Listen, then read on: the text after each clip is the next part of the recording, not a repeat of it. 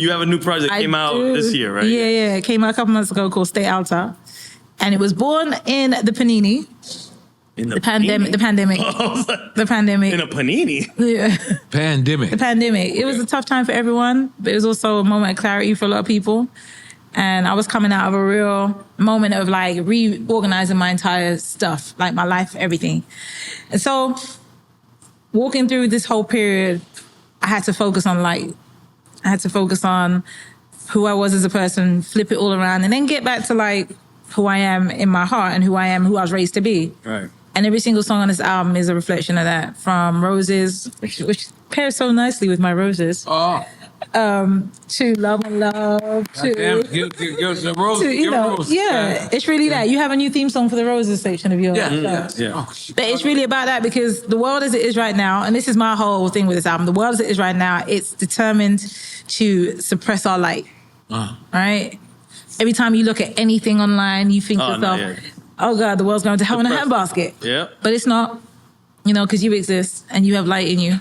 And so my thing is like, look at your light, go to your light every single time. And if you don't have the words put on a record, that does have it, you know, and affirm who you are as a human and as a great person and live from that space, even if it's for 5 minutes of your day. That's better than nothing, right. You know? So that's it. Stay Alta. It's out right now. Put it on. It's a fun time. It feels good. And was it independent? Mm-hmm.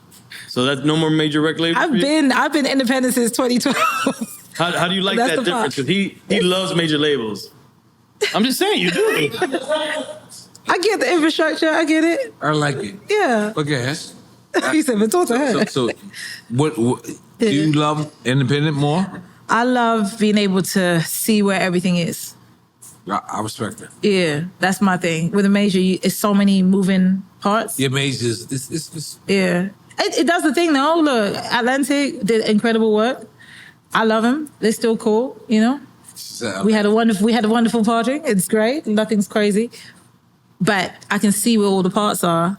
And also I'm grateful that I'm the kind of artist where I don't have to move at anybody's pace but my own. I can live a real life, which is part of my whole personal reorganization. I wanted to live a real life and not just be music focused. And every single minute I'm on a flight trying to promote this or do that, and I don't actually get to live and have a family or you know, like. Or it doesn't serve the art justice. It doesn't serve the art. I can't live. If I can't live, I have nothing to speak about. Yeah. And I'm that person. I need to live to speak about some shit. So to me, I like this idea of being able to take my time a little bit. It's a little tougher. It takes a little bit longer sometimes. Right. But for the most part, it's good. It's a good time. Yeah. So, you know, here at Drink Champs, we love Prince stories. And I hear that you have some Prince stories. I do. Prince, my manager calls it like the Wayne Brady effect. You know, in the Dave Chappelle show where he would just pop up on Dave, like Wayne Brady would just pop up on Dave. He would just pop up on you? It would just be random moments got some in my life. Like people just popping up around you. I know, it's a wonderful time. No, I have a good life.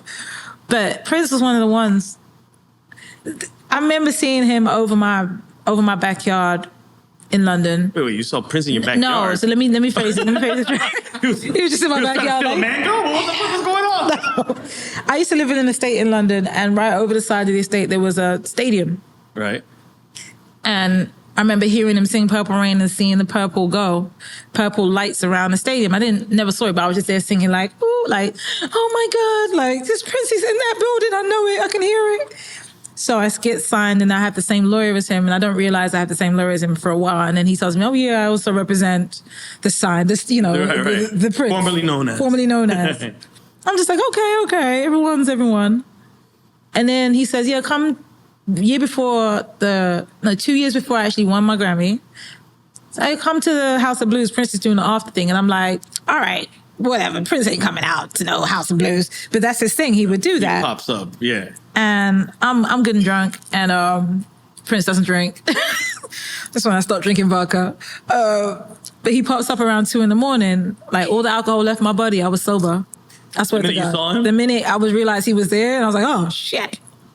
Let me gather myself. Right.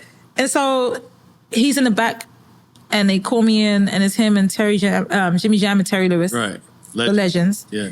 And then sat there and he started telling me all the independent stuff, like, yeah, like make sure you have controller, blah, blah, blah, blah, blah. Don't allow this.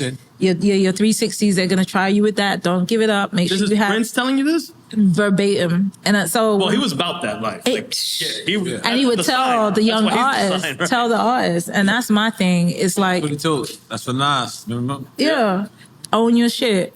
And so own your shit. And so I learned and I would start absorbing all of that. So things went on. True Romance came out by independent by us. Right. And I had a song called Conqueror on that, which was on Empire and did all the things. And he called me on the week of release. And I'm in my house putting together. I'm a home decor fan. And when I need my brain cleared, I'll go and start putting together things, like put together a bookshelf, like cut a wall open, like that's me, right? And he calls me in the middle of me putting together a bookshelf, and I'm here like, why is Prince calling me on this afternoon in Brooklyn? What's happening? I lived in Brooklyn. But he was like, you're doing the right thing. This is it. This is what you should sound like. This is great. Yeah, keep crazy. it going. Get a call from him like that. Yeah. And he just reminded me of who I was. He was like, straighten your crown. And every step, and it's not just then, these are major moments. And then every step of the way, he would just call me and just affirm that I was doing the right thing. And then he called me and asked me to perform with him in Baltimore, that concert he did in Baltimore for when they had the protests. And I was like, we'll be over there. I went over there, thought I wasn't going to get to perform. Ends up pulling me up for Purple Rain. I don't know what I sounded like, but I did it. Because I had a whole out of body experience, it just felt purple. Well, the venue was purple. Right.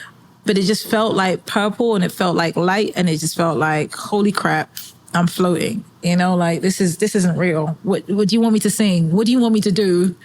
And so it's not, it's Prince is kind of popped up to just affirm that I'm doing the right thing and I'm good. But it's also just like his brilliance is astounding.